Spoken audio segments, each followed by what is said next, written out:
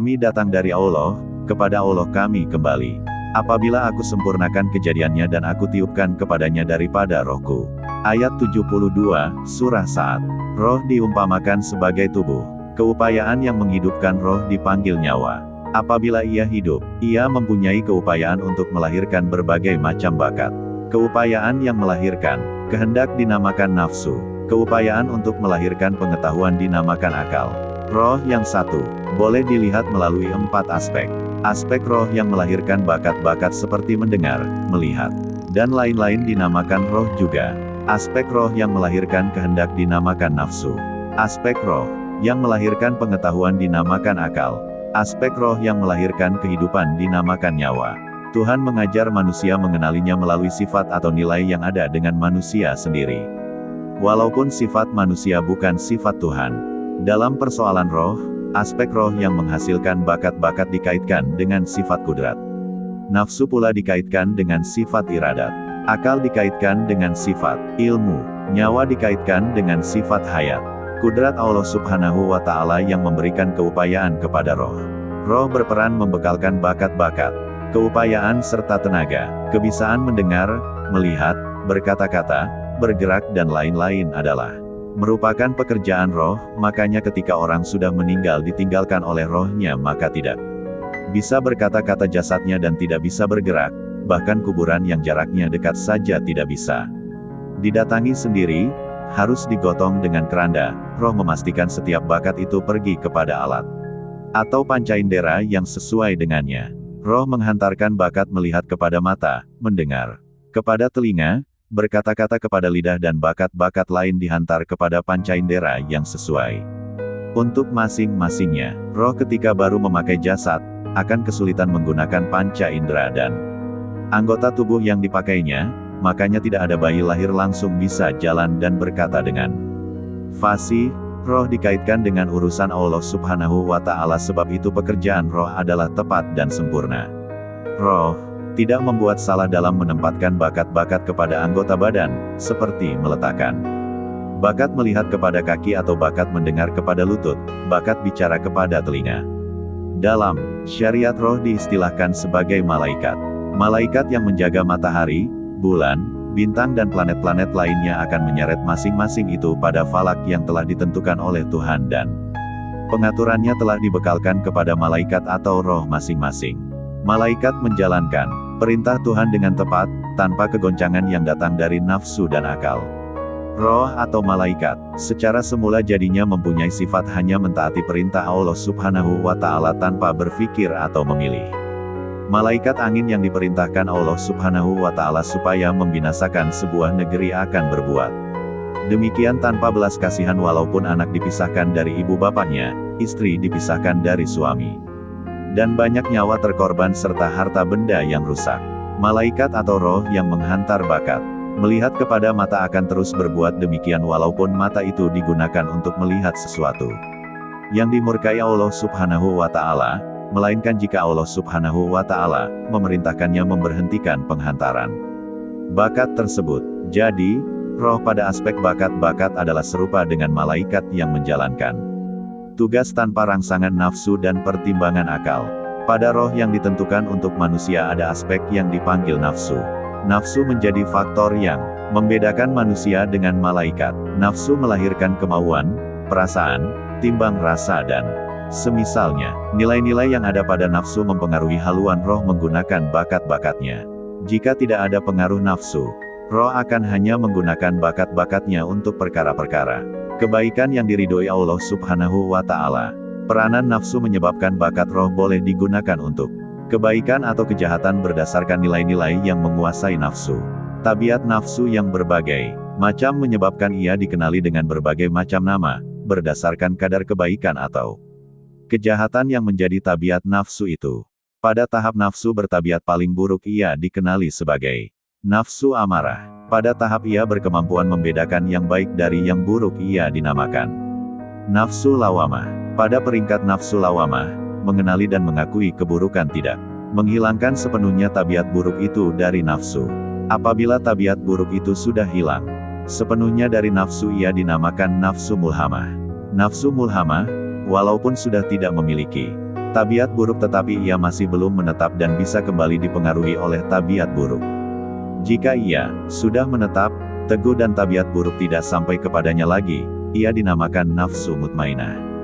Nafsu yang berada dalam suasana mutmainah merupakan nafsu yang diridhoi Allah SWT dan dijamin surga untuknya. Nafsu yang bertaraf ahli surga ini akan mengarahkan bakat-bakat roh kepada perkara-perkara kebaikan saja. Aspek roh yang berkait rapat dengan keupayaan membuat pilihan, selain nafsu, adalah akal. Jika nafsu menjadi pembeda di antara manusia dengan malaikat, maka akal menjadi pembeda antara manusia dengan hewan. Akal memiliki keupayaan untuk berpikir, mengingat, menimbang, berangan-angan dan seumpamanya. Bakat akal yang demikian berpusat pada otak. Ia berguna untuk mengurusi perkara-perkara lahiriah seperti bidang sains dan teknologi, sosial dan lain-lain bidang kehidupan. Akal jenis ini mampu bergerak dalam skop fitrah kemanusiaan tetapi tidak berupaya melonjak kepada fitrah muslim. Karena ia lemah dalam perkara yang berkaitan dengan ketuhanan. Akal yang berpusat pada otak dibatasi oleh logika, sedangkan Tuhan tidak ada batasan. Bakat-bakat roh, nafsu dan akal dibagi pada dua kategori. Kategori pertama adalah kemanusiaan dan yang kedua kehambaan kepada Tuhan. Bakat-bakat roh, nafsu dan akal yang berfungsi memenuhi keperluan hidup manusia secara lahiriah dinamakan kemanusiaan. Bakat yang digunakan untuk beribadat kepada Allah Subhanahu wa Ta'ala dan berbuat bakti kepada makhluk Allah Subhanahu wa Ta'ala karenanya dinamakan kehambaan, ubudiyah. Akal yang berpusat pada otak adalah akal kemanusiaan. Ia tidak mampu menghayati kebesaran, keagungan dan kebijaksanaan Allah Subhanahu wa Ta'ala. Akal yang berguna bagi pengajian tentang ketuhanan adalah akal yang berhubung dengan hati nurani, yang bersulukan cahaya petunjuk Tuhan. Dan demikianlah kami wahyukan kepada engkau satu roh dari urusan kami. Padahal, jika tidak demikian, tidaklah engkau tahu apa itu kitab dan apa itu iman. Kami jadikan ia nur yang kami beri petunjuk kepada barang siapa yang kami kehendaki daripada hamba-hamba kami. Ayat 52 dan 53, Surah Asy-Syura. Aspek bakat-bakat roh, nafsu dan akal yang ada berkaitan dengan roh urusan Tuhan itulah yang mampu menyatakan kehambaan kepada Tuhan. Nur atau cahaya roh urusan Tuhan menjadikan alam gaib terang benderang sehingga bakat-bakat roh bisa melakukan ibadat kepada Allah Subhanahu wa Ta'ala. Nafsu bisa mengasihi Allah Subhanahu wa Ta'ala dan akal pula dapat merenungi bidang gaib sehingga mendapat pengetahuan tentang Tuhan. Roh dengan bakat-bakatnya, nafsunya dan akalnya tidak boleh berfungsi jika tidak ada penghidupan atau nyawa. Allah yang maha hidup mengaruniakan penghidupan kepada roh urusannya dan roh urusan Tuhan menggerakkan roh insan untuk hidup. Penghidupan atau nyawa roh itu, yang juga diistilah sebagai roh, bukanlah hayat Allah Subhanahu wa Ta'ala. Allah Subhanahu wa Ta'ala memiliki hayat yang mutlak sebab itu dia berkuasa menciptakan penghidupan atau nyawa yang tidak mutlak untuk makhluknya. Nyawa insan, roh, hanyalah makhluk ciptaan Allah Subhanahu wa Ta'ala bukan sifat hayat Allah Subhanahu wa Ta'ala. Walaupun begitu kejadian roh, nyawa ini mengatasi segala kejadian yang lain karena apa juga bentuk kewujudan hanya boleh berfungsi setelah digerakkan oleh nyawa. Nyawa roh yang istimewa ini adalah nyawa bagi roh, bukan nyawa bagi jasad. Ciptaan roh bernyawa hidup dikaitkan dengan tiupan roh Allah Subhanahu wa Ta'ala. Sebelum ada roh, tidak ada bakat-bakat, tidak ada malaikat. Sebelum ada nyawa tidak ada penghidupan. Dalam suasana tidak ada malaikat sebagai penghijab dan tidak ada penghidupan sebagai penggerak. Tuhan menciptakan roh yang bernyawa. Roh itu menjadi bernyawa karena tiupan roh Allah Subhanahu wa Ta'ala. Ciptaan roh bernyawa ini merupakan ciptaan secara langsung tanpa perantaraan malaikat. Pada ciptaan yang paling istimewa ini perantaraan hanyalah hijab ketuhanan atau sifat Tuhan. Roh bernyawa yang berhijabkan sifat Tuhan inilah yang diistilahkan sebagai tiupan roh Allah Subhanahu wa Ta'ala. Roh yang berhijabkan hijab ketuhanan itu merupakan ciptaan Tuhan yang paling murni, paling istimewa, dan paling mulia. Setelah roh yang paling murni itu diciptakan, ia berfungsi pula sebagai penghijab kepada ciptaan-ciptaan Tuhan yang lain. Jadi, roh yang paling murni itu adalah ciptaan kelas pertama dan kejadian yang lain adalah ciptaan kelas kedua. Roh yang paling murni atau latif itu lebih murni daripada cahaya malaikat. Malaikat tidak berupaya menyaksikannya. Kedudukan roh yang paling latif itu satu tingkat lebih tinggi daripada tingkat terakhir yang dipijak oleh Jibril pada malam Isra dan Miraj. Walaupun Jibril merupakan salah satu makhluk bangsa nur yang latif, tetapi kelatifan nur Jibril lebih rendah daripada kelatifan roh yang paling latif itu. Sebab itu Jibril tidak dapat memasuki medan nur roh yang paling latif itu. Roh yang paling latif itu adalah roh Nabi Muhammad. Kalangan ahli tasawuf dipanggil roh Muhammad. Kelatifan roh baginda Rasulullah Sallallahu Alaihi Wasallam itulah yang menjadi hijab, melindungi baginda Rasulullah Sallallahu Alaihi Wasallam melalui pergeseran alam gaib, sehingga baginda Rasul sampai kepada Arasy. Yaitu medan nur roh yang paling latif itu. Nabi Muhammad Sallallahu Alaihi Wasallam kembali ke tempat asal roh baginda Rasul, tempat yang tidak ada makhluk lain kecuali nur yang latif itu. Tuhan berkehendak mengadakan kenyataan kepada roh yang paling latif itu, dan untuk itu Dia ciptakan jasad Adam alaihissalam. Setelah jasad Adam alaihissalam sempurna diciptakan, Tuhan hubungkan roh yang paling latif itu dengan jasad tersebut. Hubungan itu menyebabkan Adam alaihissalam menjadi hidup dengan mempunyai rohnya sendiri, yang menumpang bakat kehidupan kepada roh yang latif. Walaupun jasad Adam alaihissalam dijadikan dari tanah, tetapi rohnya berkait dengan roh yang paling latif. Malah roh Adam alaihissalam atau roh insan adalah bakat roh yang paling latif itu. Tidak putus hubungan roh individu dengan roh yang menjadi sumber kepada kewujudan roh-roh. Roh yang paling latif, roh Nabi Muhammad Sallallahu Alaihi Wasallam, sumber kepada roh-roh insan, berkedudukan sebagai Khalifah Allah Subhanahu wa Ta'ala, utusannya atau urusannya yang melaksanakan perintah Allah Subhanahu wa Ta'ala. Ia menyimpan segala pengaturan mengenai segala yang Tuhan mau ciptakan. Roh urusan Tuhan itulah yang bertugas dengan tepat memastikan apa yang Tuhan kehendaki itu terlaksana dengan tepat.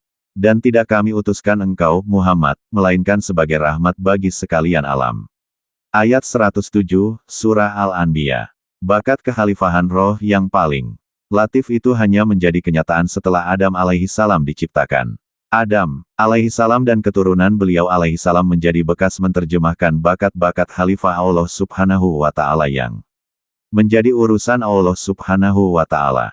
Roh insan yang diterangi oleh roh yang paling latif, yang hanya dihijabkan oleh hijab ketuhanan, dibekalkan dengan kebisaan untuk mengalami suasana hadrat ilahi, merasai kehadiran Tuhan serta mengenali Tuhan dalam aspek yang ada hubungan dengan makhluk dan Tuhan. Dalam aspek yang melampaui segala bentuk perhubungan dengan makhluk. Roh insan yang diterangi oleh roh yang paling latif mengenali Allah Subhanahu wa Ta'ala secara tasbih dan tansih. Hadrat ilahi atau hakikat yang dialami oleh roh insan diistilahkan sebagai rahasia-rahasia Allah Subhanahu wa Ta'ala. Rahasia-rahasia Allah Subhanahu wa Ta'ala yang dikaruniakan kepada roh insan tidak diketahui oleh makhluk yang lain.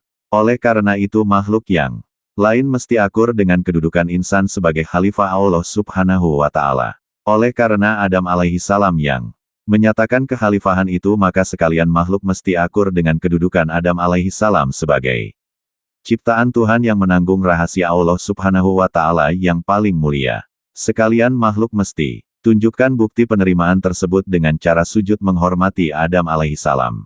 Intipati kepada roh adalah aspeknya yang melahirkan penghidupan, yang diistilahkan sebagai nyawa.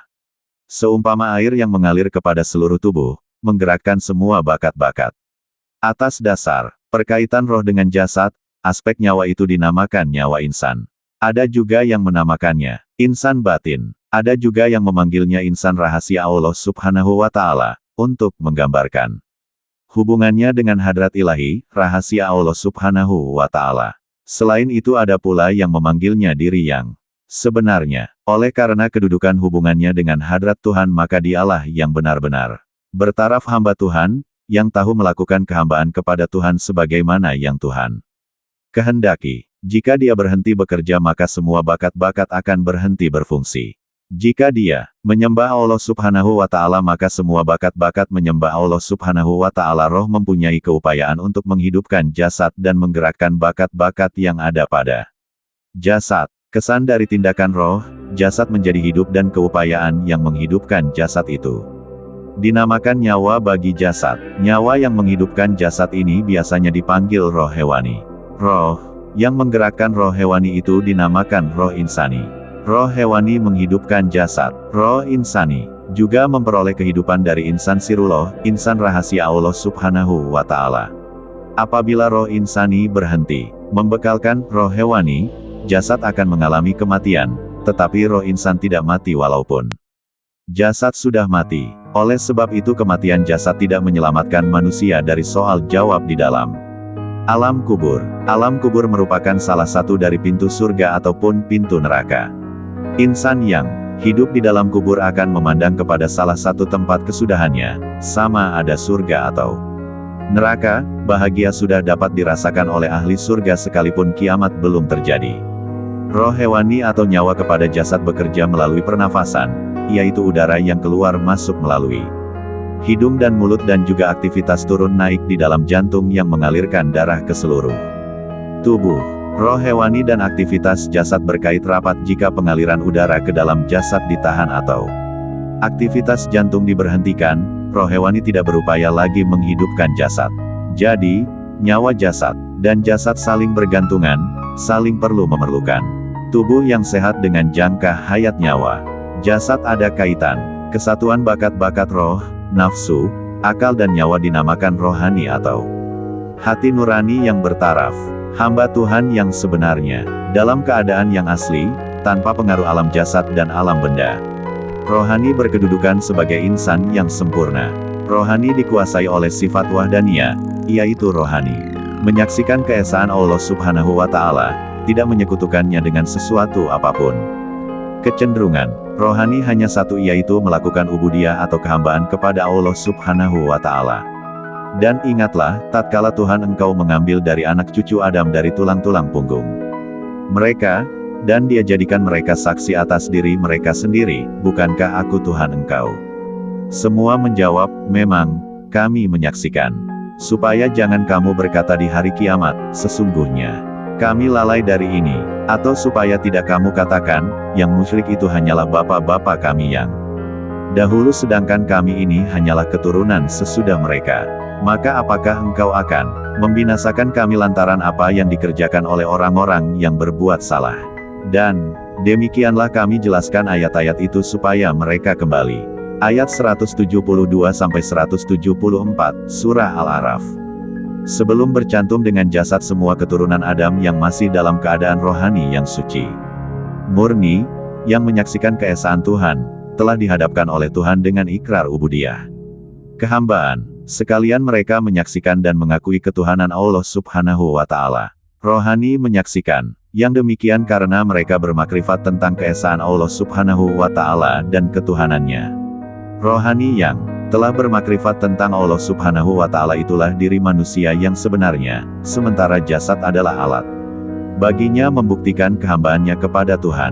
Oleh karena itu mereka tidak ada alasan kelak untuk mengatakan bahwa mereka tidak diberi pengetahuan tentang Tuhan. Mereka juga tidak boleh memberi alasan menurut hukum lahiriah yang berhubung dengan pertalian jasad dengan mengatakan mereka menjadi musyrik karena ibu bapa mereka musyrik. Sebelum ada kaitan dengan jasad menurut nasab keturunan, manusia yang sebenar rohani sudah mendapat keterangan yang jelas tentang Tuhan. Tuhan karuniakan jasad kepada manusia rohani supaya mereka membuktikan kebenaran ikrar kehambaan yang mereka telah buat dengan Tuhan. Manusia rohani berkewajiban mencari jalan kembali ketika mereka masih mengendarai jasad karena jasad itu nanti yang akan menjadi saksi ke atas mereka. Manusia rohani masuk ke alam jasad untuk melakukan pekerjaan yang diamanahkan oleh Tuhan. Pekerjaan itu adalah menjadi khalifah, mengatur kehidupan berjasad menurut perintah dan peraturan Tuhan. Apabila dikeluarkan dari alam jasad, habislah tempuh yang dibenarkan untuk bekerja. Datanglah tempuh perkiraan dan pemberian ganjaran atau hukuman. Percantuman rohani dengan jasad menyebabkan manusia mempunyai dua jenis diri. Jasad dinamakan diri zahir dan rohani dinamakan diri batin. Diri zahir menjadi sarang atau wadah kepada diri batin.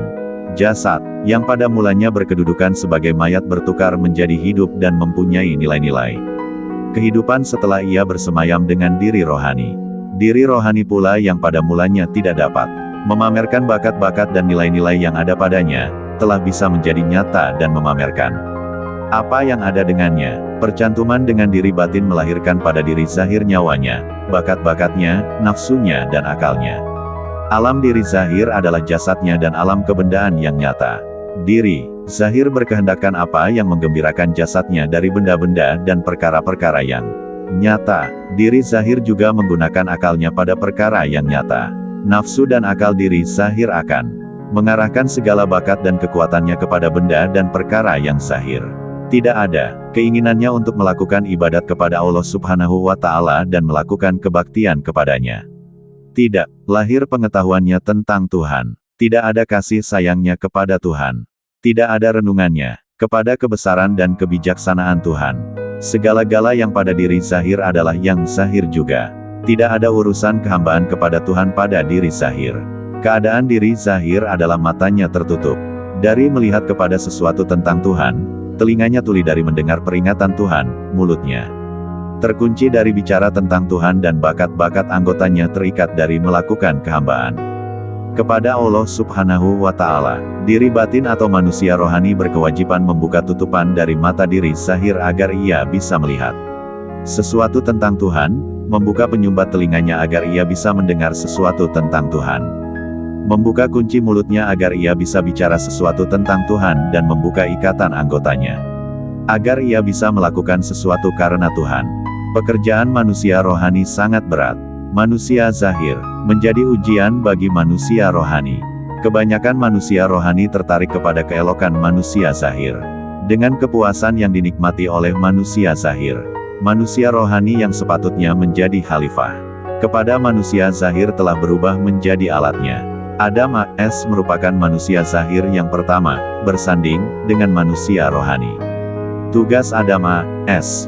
adalah meramaikan manusia-manusia zahir karena ramai manusia-manusia rohani mau menyatakan diri. Mereka, Adam A.S. diciptakan dari anasir tanah yang asli. Sesungguhnya aku hendak jadikan manusia dari tanah. Ayat 71, Surah Sa'ad.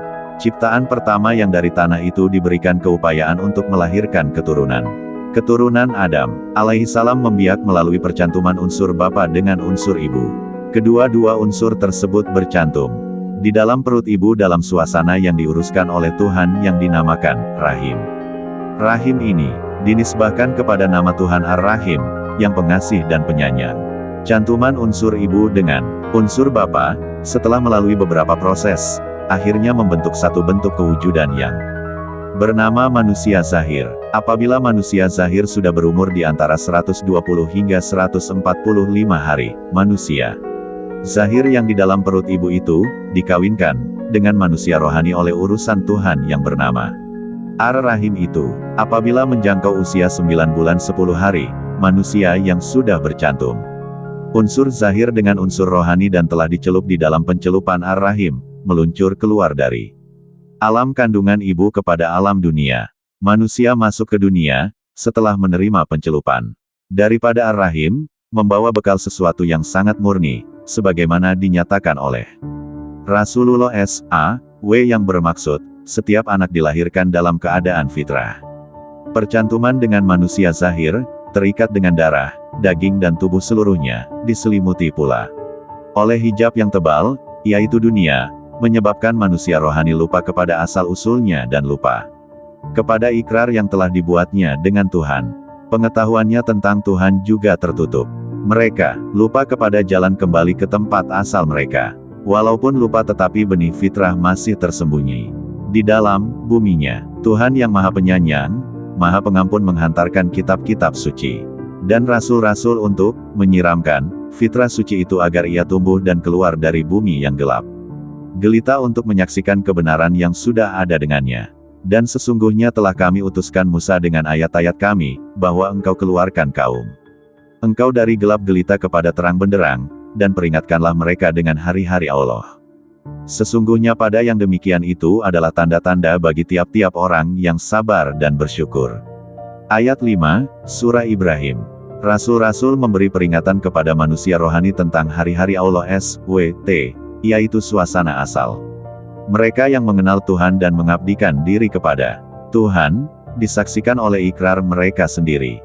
Katakanlah, inilah jalanku, yang aku dan orang-orang yang mengikuti daku seru, manusia, kepada Allah. Dengan basirah, pandangan yang jelas, dan maha suci Allah. Dan bukanlah aku ini dari golongan orang musyrikin. Ayat 108, Surah Yusuf. Rasul-rasul, nabi-nabi dan orang yang mewarisi mereka melihat kebenaran dengan basirah, yaitu mata rohani mereka. Basirah menyaksikan yang benar sebagaimana yang telah disaksikan oleh rohani. Sebelum berkawin dengan jasad, basirah dapat menembusi benteng jasad dan dunia untuk melihat kepada jalan yang terbentang luas menuju Tuhan. Semua ilmu dalam dunia ini tidak berupaya mendatangkan basirah. Ilmu membuat kapal angkasa, ilmu membuat komputer, ilmu membuat bangunan yang tinggi-tinggi, ilmu kedokteran dan lain-lain ilmu dalam dunia tidak berupaya menghasilkan basirah, tidak mampu melihat kepada hakikat ketuhanan. Seseorang memerlukan ilmu yang datangnya dari alam gaib yang tersembunyi, ilmu yang lahir dari kesadaran terhadap Tuhan. Dia turunkan roh dari urusannya kepada siapa yang dia kehendaki dari hamba-hambanya untuk memberi peringatan tentang hari pertemuan. Ayat 15, Surah Al-Mu'min. Dan demikianlah kami wahyukan kepada engkau satu roh dari urusan kami. Padahal, jika tidak demikian, tidaklah engkau tahu apa itu kitab dan apa itu iman. Kami jadikan ia nur yang kami beri petunjuk kepada barang siapa yang kami kehendaki dari hamba-hamba kami. Ayat 52 dan 53, Surah Asy-Syura. Maka mereka dapati seorang hamba di antara hamba-hamba kami yang telah kami berikan kepadanya rahmat dari sisi kami dan telah kami ajarkan kepadanya yang langsung dari kami. Ayat 65, Surah Al-Kahfi. Orang yang mau mencari jalan pulang perlu kepada bimbingan orang yang sudah ada basirah, yaitu orang yang dekat dengan Allah Subhanahu wa Ta'ala dan berupaya menyaksikan kemutlakan atau mengalami suasana hadrat ilahi. Orang yang demikian berkedudukan sebagai khalifah kerohanian. Bergabung dan mendapat bimbingan khalifah kerohanian perlu bagi mencari jalan pulang. Pengembara pada jalan ini semakin berkurang dan pembimbing pada jalan tersebut lebih berkurang lagi. Pada satu masa nanti pemandu jalan rohani yang benar sangat sukar didapati. Ketika itu orang yang terperangkap dalam dunia dan alam jasad mereka sendiri tidak dapat menemui jalan lagi. Manusia yang terperangkap dengan dunia putus hubungan kemanusiaannya dengan kemurnian rohaninya. Pengetahuannya tidak menuju kepada ilmu Tuhan.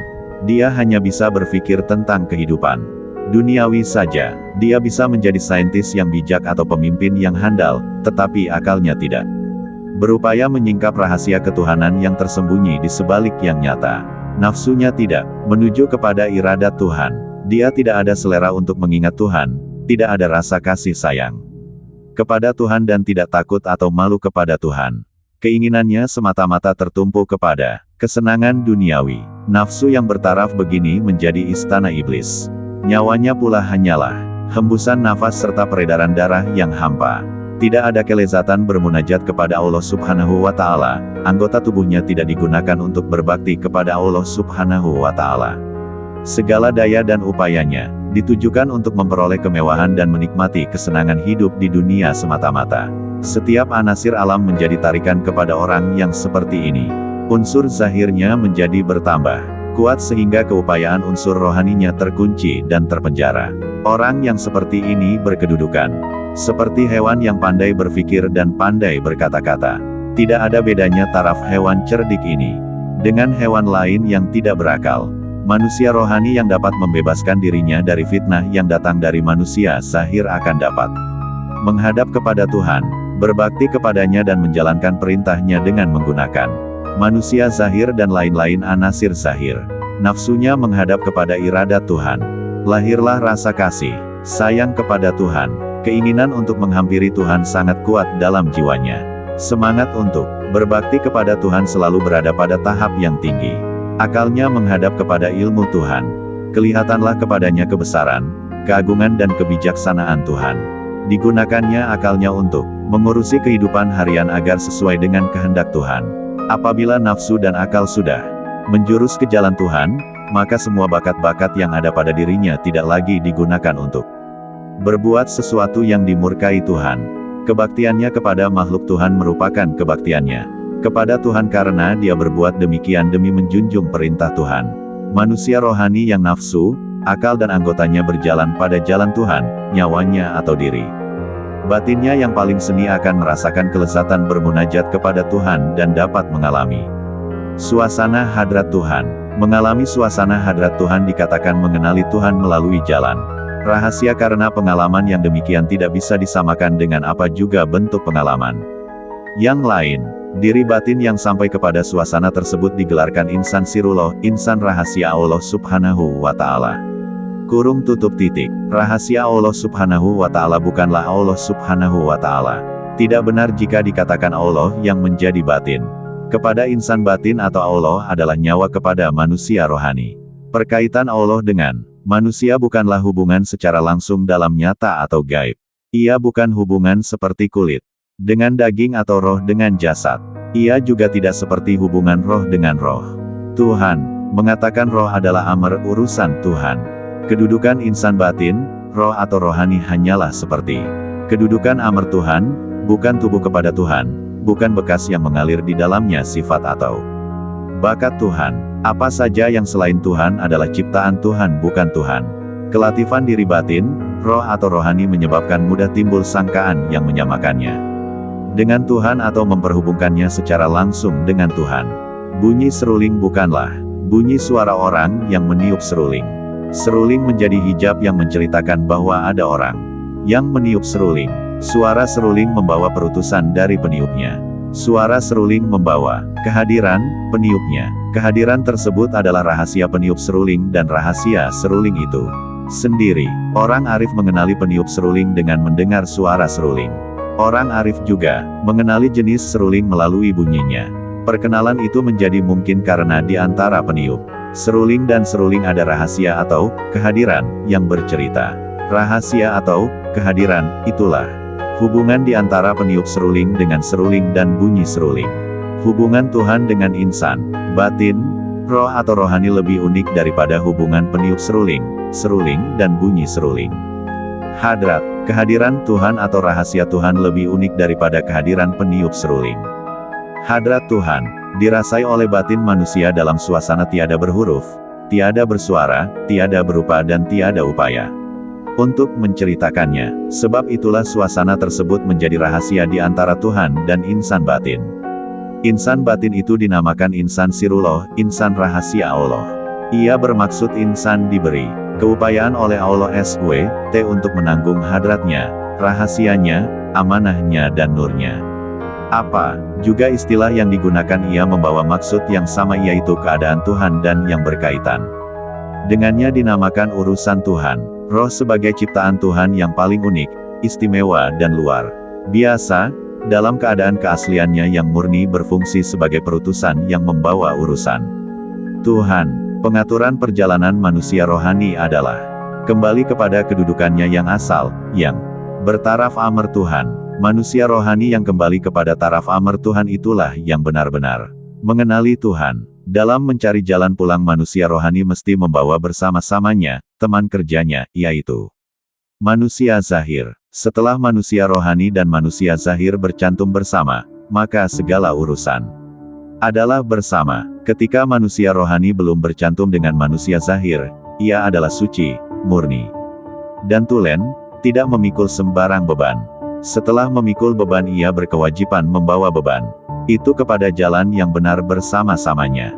Seperti seseorang yang mensopiri mobil, ketika dia tidak mensopiri mobil maka dia tidak ada tanggung jawab membawa mobil pada jalan yang benar, tapi ketika dia mensopiri mobil, ketika mobil itu menabrak, sopir itu akan dipersalahkan. Sama juga jika manusia rohani berjaya memimpin manusia zahir kepada jalan yang lurus, itu tandanya ia berada pada jalan yang benar, benar menanggung amanah Tuhan. Apabila sampai kepada satu peringkat, manusia rohani dan manusia zahir akan menjadi bersesuaian di antara satu sama lain. Apa yang lahir kepada zahir itulah yang ada pada rohani. Lidah tidak mengeluarkan perkataan melainkan apa yang ada dalam hati yang suci bersih. Tangan tidak akan menulis yang bermanfaat kecuali dari rohani yang benar. Segala perbuatan dan kelakuan zahir adalah baik-baik saja karena aspek zahir telah tunduk kepada aspek rohani. Keadaan demikian dikatakan diri zahir dengan diri batin bersatu. Zahirnya adalah batinnya dan Batinnya adalah zahirnya. Tidak ada perbedaan lagi di antara zahir dengan batin. Aspek zahir manusia mestilah tunduk kepada syariat zahir dan aspek batin tunduk kepada syariat batin. Rangsangan dan tarikan tubuh badan serta anasir alam mestilah diharmonikan di bawah payung syariat. Syariat memperlakukan keperluan zahir seperti makan, minum, tempat tinggal, pakaian, pendidikan, kesejahteraan hidup dan lain-lain. Berjalan pada jalan kerohanian tidak mewajibkan meninggalkan pekerjaan, istri-istri, anak-anak, masyarakat, makanan, minuman, pakaian dan lain-lain yang diharuskan oleh syarak. Syariat meletakkan peraturan dalam segala aspek kehidupan. Peraturannya adalah jelas dan mudah diikuti. Jika aspek zahir manusia tunduk kepada peraturan syariat zahir sehingga menjadi bersesuaian dengannya, aspek rohani akan memperolehi kecemerlangan dalam syariat batin. Barulah benar seorang itu masuk ke jalan kerohanian. Orang yang bisa terbang ke dalam daerah kerohanian adalah orang yang memiliki dua sayap. Sayap pertama adalah syariat zahir dan sayap kedua adalah syariat batin. Kedua-dua sayap tersebut dinamakan syariat. Tidak lagi digunakan istilah syariat zahir dan syariat batin. Bila zahir dan batin sudah bersatu, tidak ada lagi perbedaan di antara zahir dengan batin. Tiada lagi perpisahan di antara syariat zahir dengan syariat batin. Setiap amalan selalu didasari oleh karena Allah Ta'ala. Untuk membawa syariat zahir bersatu dengan syariat batin, seseorang bukan sekedar melakukan kebaikan, malah kebaikan itu perlu dilakukan dengan cara yang benar. Perbuatan sholat mestilah menurut syarat dan rukunnya, bukan sekedar sholat asal saja.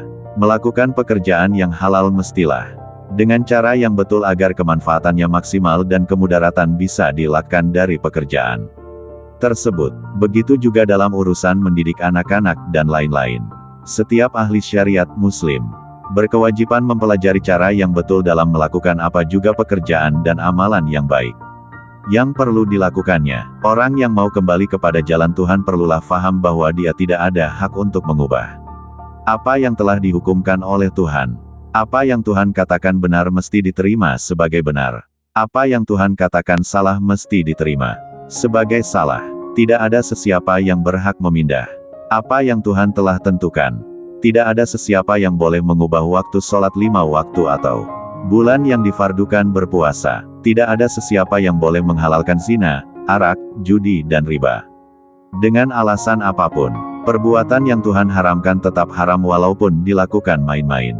Segala perbuatan manusia akan digantung di lehernya sendiri.